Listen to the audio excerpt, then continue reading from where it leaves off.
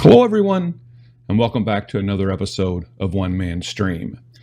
In the previous episode of One Man Stream, what we did is we showed you how to add depth to your graphics, and we kind of showed you a couple different techniques of how we went about doing that. We used some shading, and then we used some angled pieces that we would put in certain areas of the graphic to give it depth or to make it look like it pops from the page. Today we're going to take that idea one step further. I said in the last video that I would try to come back and demonstrate how to use those techniques in a football or basketball graphic, and that is indeed what we're going to do today. Today we're going to create this graphic right here, and it's very similar to a graphic that one of the major networks use. So today we're going to use some different techniques, and I'm going to show you how we create this graphic. So it's going to be adding depth to your graphics part 2, today's topic on One Man Stream.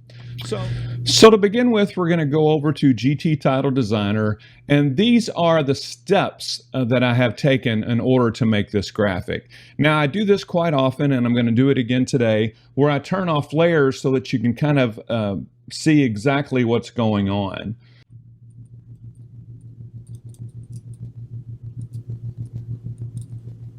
Okay, so you can see right here, this is just the blank background that we're using, and this is actually what we're using to give this project some depth.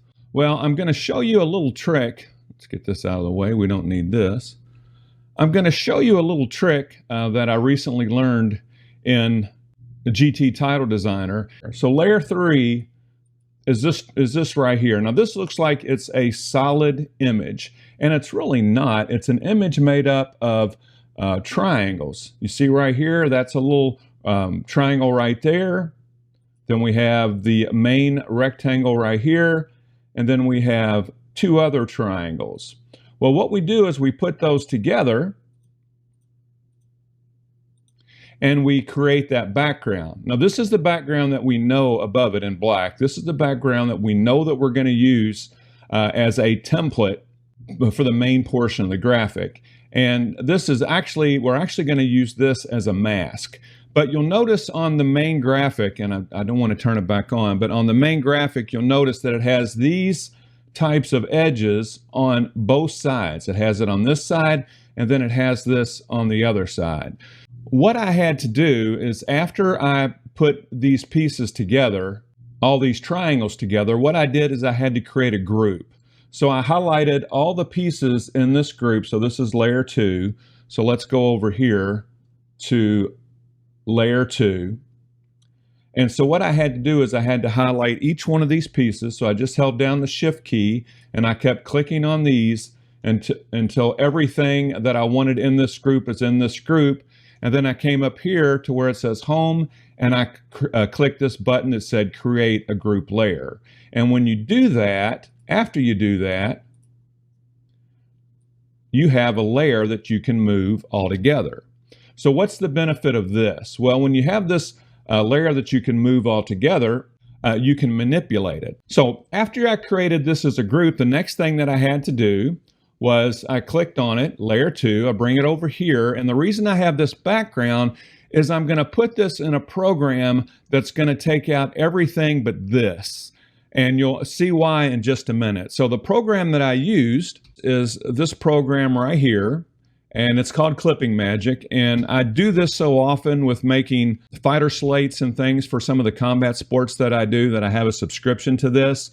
But you can find free versions of this on the web. And all this does is that I bring this picture in, I upload it. Then what I do is I just highlight the area that I want to keep, which is this middle gray area right here. And you'll see why I'm taking this extra step in just a minute. Okay, so now what I'm going to do is this piece that we just downloaded from Clipping Magic after we took everything out of the background. What I'm going to do is I'm going to bring that in as an image. So I'm going to go over here and I'm going to click on Image. And then I'm going to click this right here, the one that says Clipped Revision 1. I'm going to click OK. And you can see it right here. Now, the reason I went into this extra step is because if I click on this And then I go up here and I click this button that says texture flip horizontal. Watch what happens. See what it does? It changes those angled areas to the other side. So let me go ahead and push it back. So now what I can do is I can duplicate this, copy, paste, and you saw where image 5 changed to image 6. So I'm going to click on image 6, and now we're going to change this. So now you can see why we did this. So I slide it out a little bit, and now we have the mirror image of it on the other side. So now we can use the background. You can see this shape right here is actually the same shape as our graphic right there. You can see this is actually the background part of it, but like I said, I'm also going to use this as a mask. So the next thing we're going to do is I'm going to turn on some of the pieces. So I'm going to turn on image 3, which is actually the other side of this that we just rotated. I'm going to turn on rectangle 3. Now rectangle 3 is merely just a gradient, but I have rectangle 3 mask to this right mask. So when I turn on mask right, which is right here, boom, you see what happens. It takes that shape, since I've masked it, it takes that shape, and only the portion of it that it appears over top of that mask is going to show. So then we get this shape just like we want it, which kind of mirror images the background. I'll show you how we did that. I'm going to go up here, and I'm just going to create a rectangle, and then we're going to go ahead and really quickly do a gradient. You've seen me do this many times, but I'm going to do it very quickly. Let's go to Home, we'll go to Fill, and we'll go to Gradient. So we're going to add 1, 2, 3, 4, 5. We're going to add 5 stops. So what we're going to do is we're going to space these out, and the edges we're going to make black. There we go, black. And then the next inner ones, we're going to make a dark blue. And then the next one, we're going to make a little lighter shade of blue. And then the one right in the middle, we're going to make the lightest shade of blue we had in that row there. So we're going to click Apply, and you can see what happens right here. Well, let's click on this, and this is image 6. And over here is image 5. So what we're going to do is we're going to bring this back up here, and we are going to mask it with image 5. So let's bring this up here. And the way you do this is you go to Effects, Mask, and now we're looking for image 5. And you see what happens. Only the portion of that rectangle that we just created, rectangle 20, only the portion that is over top of that image mask is showing. And so this is how we get these angles that we created right here. Remember, we had to create these angles because we don't have anything in GT Title Designer that will let us make these shapes. So what we did is, if you remember, is we built them up by using these different components that we can create in GT Title Designer. And then what we did is we put it over this background here. We used the snipping tool, and then we took the background out in Clipping Magic. So that's how we were able to do this. We would do the exact same thing for the other side. Well, let's just go ahead and do it. So we're going to do this, copy and paste. Now we're going to slide this over.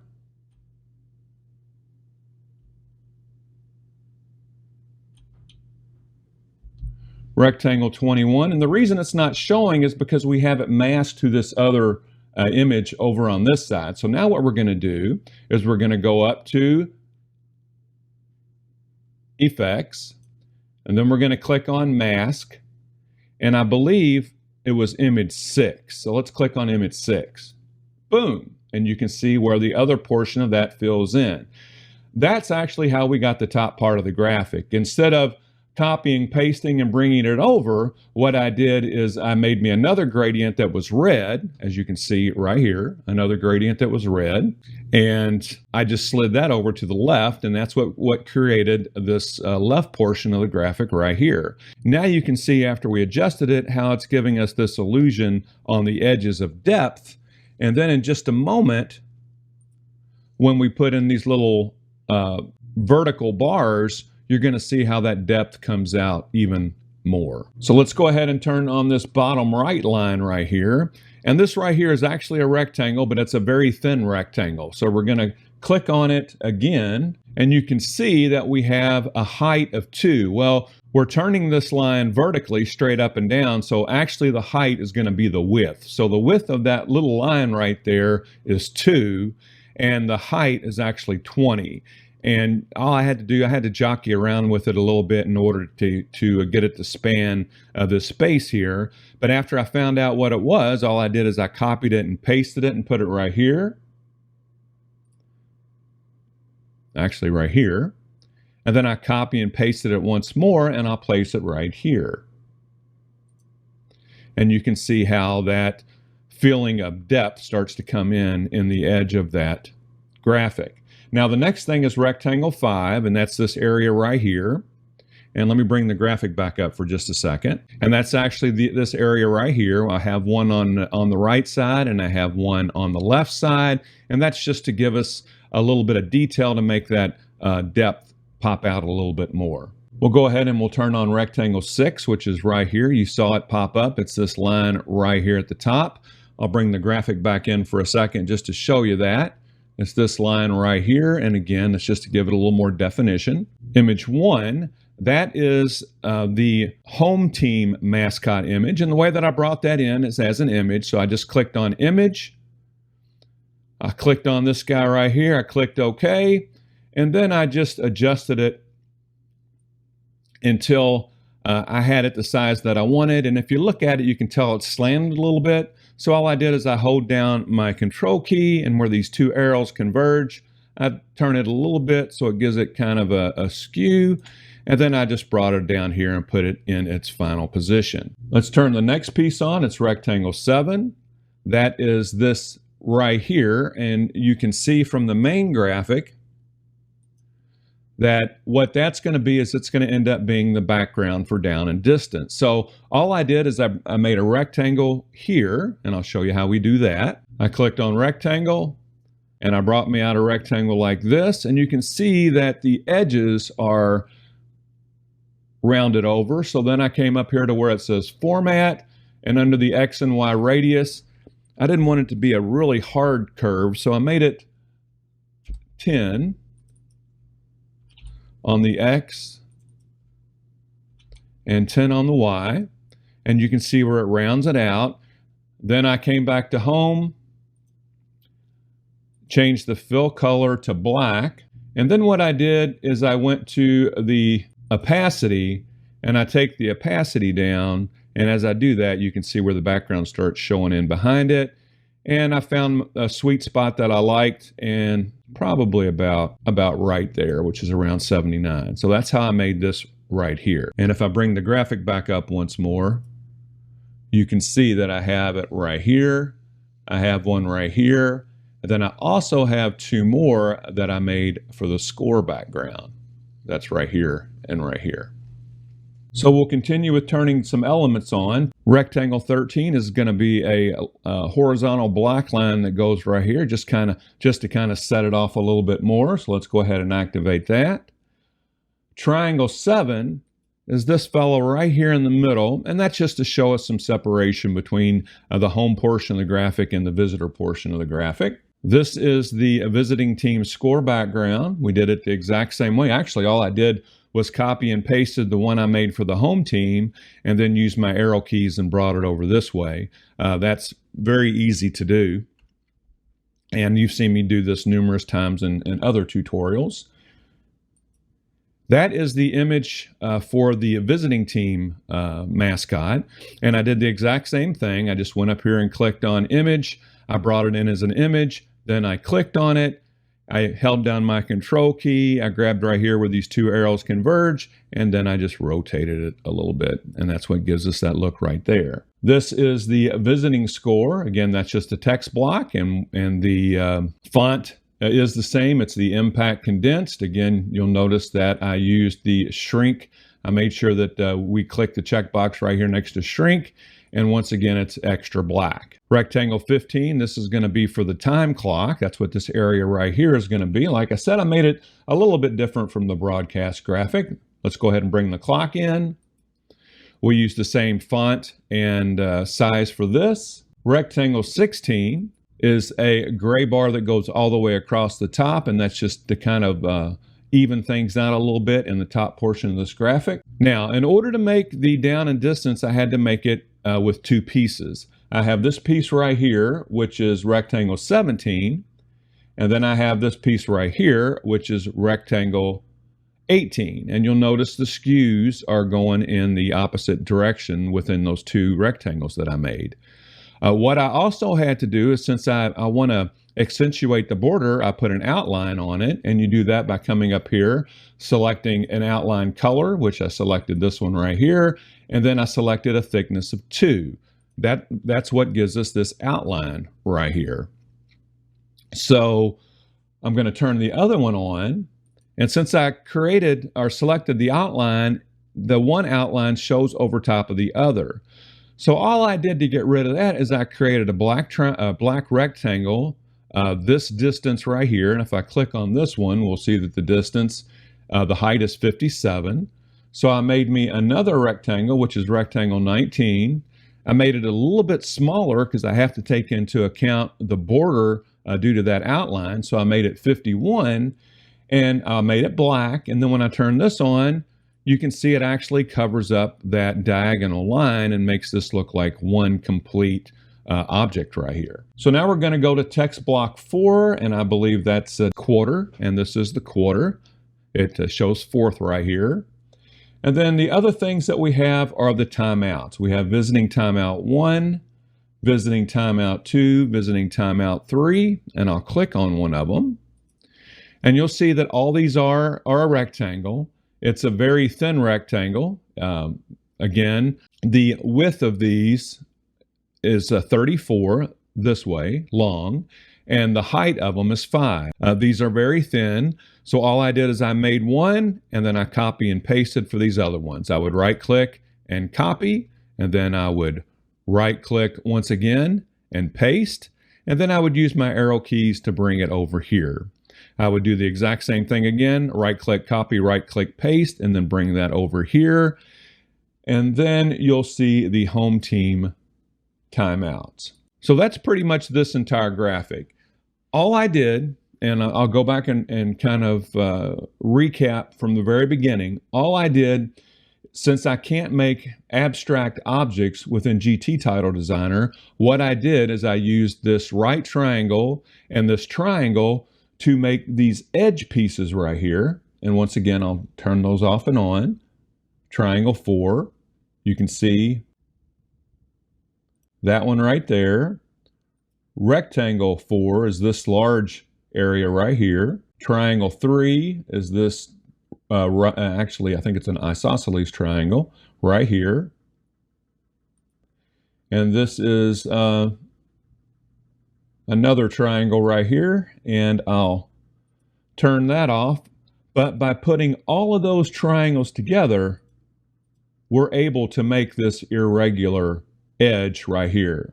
Then all we did is we drug it on top of this background. I used my snipping tool. I clicked on New, and then I just came over here and I clicked on this, and then I saved it to my downloads folder. I took this image right here from the downloads folder and I uploaded it into my clipping magic program.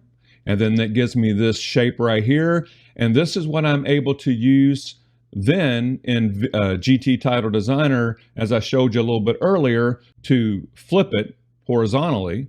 And I'm able to get this edge on the other side so that when we do the final graphic, we have the exact same edges on both sides of the graphic. And then the other technique that we used was masking, and we've done that before. And all I did is I created a rectangle with a gradient on it. You saw me do that right here. And then I just masked it with the solid image that we created. And then that's how we're able to get the gradient with these irregular edges on it. I hope you were able to follow along with this. If you have any questions, please drop me a line. You can always email me. I am Tim, T-I-M, at veercast.com. This was One Man Stream, episode 111. It was Adding Depth to Graphics Part 2.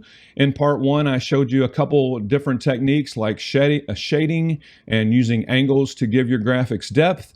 And then in this graphic today, we put it all together to create this broadcast graphic look right here. I hope you found this tutorial interesting. If you have a moment, and I always ask this, and I do appreciate those that do it, please stop by onemanstream.com. That's where we have our graphics store and more. We have the graphics that we've created during this tutorial journey that we've been doing, along with many of the vMix UTC controllers. They're just a few dollars a piece, but it is a way that you can help support One Man Stream. As always, thank you so much.